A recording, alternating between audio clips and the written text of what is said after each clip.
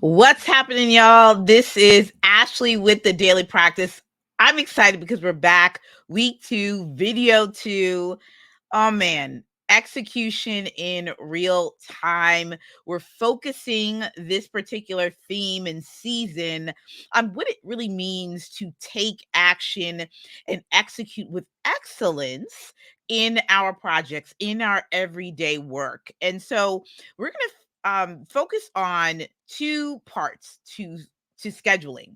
That's what we're focusing on. We're focusing on project schedule. So this is, even though this is a 4-part series, or 5-part series rather, there's going to be 2 parts where we're splitting this up to talk about project schedules. And so let's just lay a foundation, because PMs, we know that projects literally are our foundation, our bread and butter for a lot of things like decision making, ensuring that we are adequately, getting our resources to execute on what we need.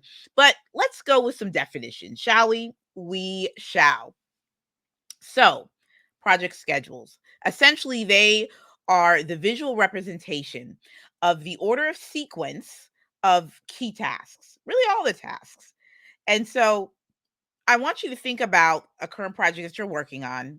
You may be an event planner, so you're working on events. You may be a social media manager. You may be an online business manager. Whatever it is, you're working on something, visualize that.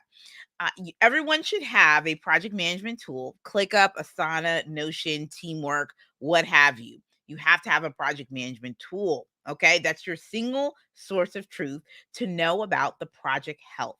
And so when we talk about key tips and strategies of scheduling, I want to give you a few tips.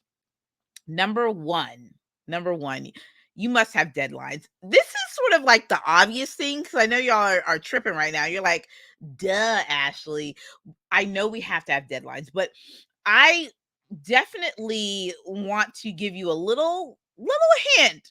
Sometimes folks just try to, like, notionally just like throw out dates, and they don't make no kind of sense. So the reason why I'm saying that you need deadlines is because deadlines keep you accountable, and you need real deadlines. So that means that you're looking at your work streams, you're looking at each of the categories like marketing, operations, technology, whatever those work streams are, the big chunks of work that need to get done, and you are making a list of key tasks. So all of those should already be in your project management tool.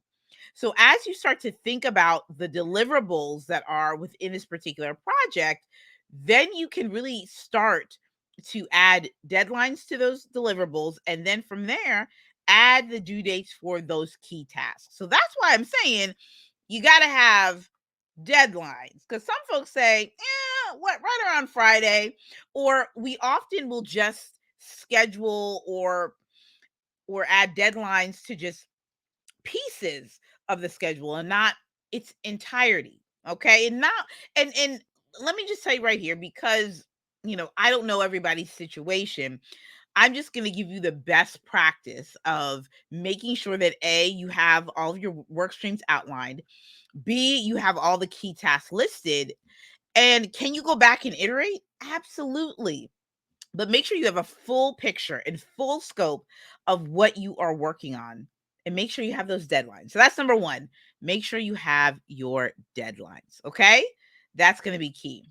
All right. Number two, a key strategy. So as you are preparing for the week, what you're going to need to do is analyze any risk. Okay, so this is why it's connected to the deadlines. Let me tell you something.